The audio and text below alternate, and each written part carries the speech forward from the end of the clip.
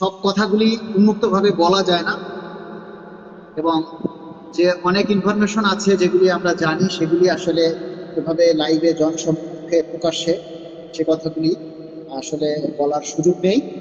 আমরা শুধু আপনাদেরকে এতটুকুই বলতে চাই, আগামী জুলাই থেকে আপনারা পে স্কেল আমরা পাবো ইনশাল্লাহ, আমরা শতভাগ আশাবাদী।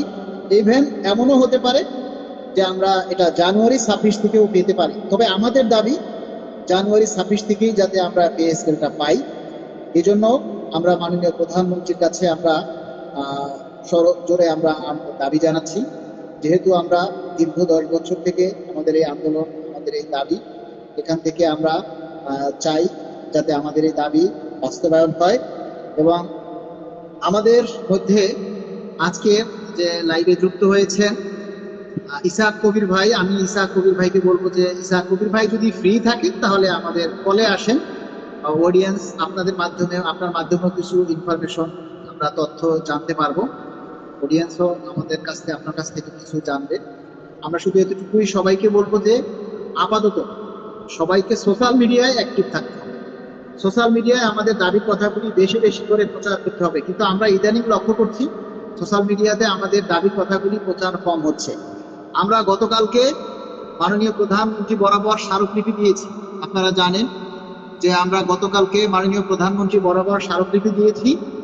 সে স্মারকলিপি আজকে পর্যন্ত, গতকাল থেকে আজকে পর্যন্ত, আজকেও কালের কণ্ঠ RTV-তে প্রচার করেছে, এবং আপনারা দেখেছেন যত জাতীয় ভিত্তিক চ্যানেল আছে বা পত্রিকা আছে সবগুলো পত্রিকাই সেগুলি প্রচার করেছে। এবং আমরা এরকমও শুনেছি যে আমরা যে স্মারকলিপিটা দিয়েছি সেটা অনেক গুরুত্ব বহন করে, বিশেষ করে শেষের কয়েকটা লাইন। এবং আমরা যে 5টা যুক্তি তুলে ধরেছি পে স্কেল প্রাপ্তির জন্য, সেই 5টা যুক্তিও কিন্তু খুবই গ্রহণযোগ্য যুক্তি, যেটা বিভিন্ন মিডিয়া, বিভিন্ন মহল থেকে আমাদেরকে অ্যাপ্রিসিয়েট করেছে যে আপনারা যে স্মারকলিপিটা দিয়েছেন এবং 5টা যুক্তি দিয়েছেন। এবং আপনারা দেখবেন যে অনেক মিডিয়াতেই কিন্তু ওইটাকে ফলো করেছে, যে 5 যুক্তিতে বাংলাদেশ সরকারি কর্মকর্তা কর্মচারী কল্যাণ সমিতির স্মারকলিপি, আপনারা দেখবেন যে মিডিয়াতে এরকমের প্রচার করেছে যে 5টা যুক্তি আমাদের দেওয়া হয়েছে। আমরা এতটুকু আপনাদেরকে বলতে চাই যে সংগঠন থেকে আমরা আপনাদের জন্য যতটুকু করার, আমরা ততটুকু তার চাইতে অনেক বেশি করার চেষ্টা করছি। কিন্তু আমাদেরকে থামানোর জন্য, আমাদের পথ রুদ্ধ করার জন্য কেউ যদি বাধা প্রদান করে সেটা তাদের ভুল। আমরা কাউকে প্রতিদ্বন্দ্বী মনে করি না। আমরা মনে করি আমাদের এই পে স্কেল বাস্তবায়নের জন্য যদি আরো 100টা সংগঠনের সৃষ্টি হয় আমরা তাদেরকে অ্যাপ্রিসিয়েট করি। আরো 100টা সংগঠন থেকে যদি মাননীয় প্রধানমন্ত্রী সহ বিভিন্ন মন্ত্রী প্রতিমন্ত্রীর সাথে সাক্ষাৎ করে তারা আমাদের দাবির কথাগুলি জানান দেয়, তখন সেটা আমাদের জন্য পজিটিভ ভূমিকা পালন করবে। কারণ কি, তখন সরকারের থেকে যারা নীতি নির্ধারক আছে তারা দেখবে সারা দেশের সংগঠনের দাবি একটাই, চাওয়া একটাই। কিন্তু আমাদের কিছু কতিপয় সংগঠন আছে যারা আমাদেরকে প্রতিদ্বন্দ্বী মনে করে। তারা ভাবে যে আর কেউ দাবি আদায় করতে পারবে না, আর কেউ সংগঠন করতে পারবে না, তাদের কোনো সাংগঠনিক অধিকার নেই, এবং আর কেউ এরকম কাজ করতে পারবে না। আমরা জিয়া ভাইকে এই বিষয়ে একটু কথা বলার জন্য বলবো যে জিয়া ভাই, আমরা এই যে নতুন সংগঠন হিসেবে আমরা যে ভূমিকাটা রাখছি, এরকম যদি আরো 2, 4, 5, 10, 20টা সংগঠন তৈরি হয়, তাতে কি যারা আগের সংগঠন আছে তাদের ক্ষেত্রে কি কোনো বাধা প্রদান হবে?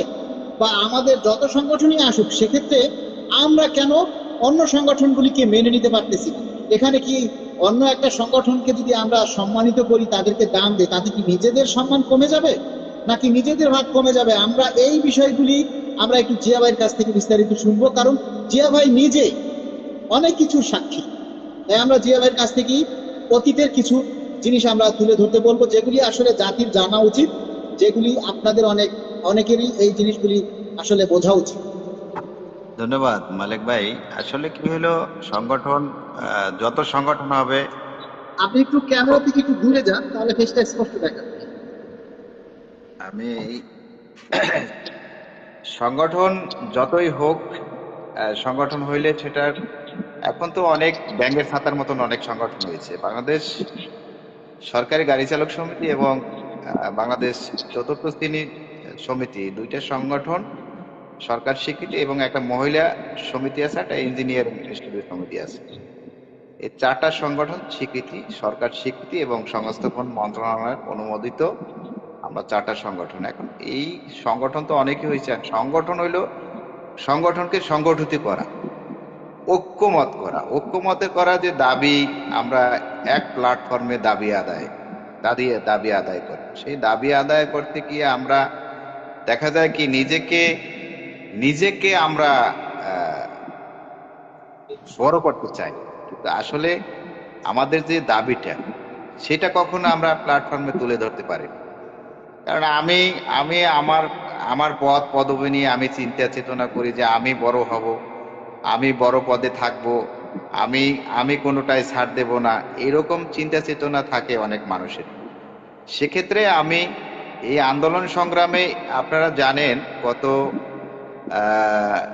18 সালে নির্বাচন হওয়ার পরে 18 থেকে 24 পর্যন্ত, সেই 24 পর্যন্ত আপনারা এইরকম আমাদের তখন একটা দাবি আদায় মহাজোট নামে একটা দাবি আদায় পরিষদ হয়েছিল। সেইখানে হেদায়েত ছিল আপনার ফেডারেশনের এই আপনার নৌপরিবহন মন্ত্রীর মন্ত্রণালয় অধিদপ্তরে ছিল, এটা কি জানি নাম,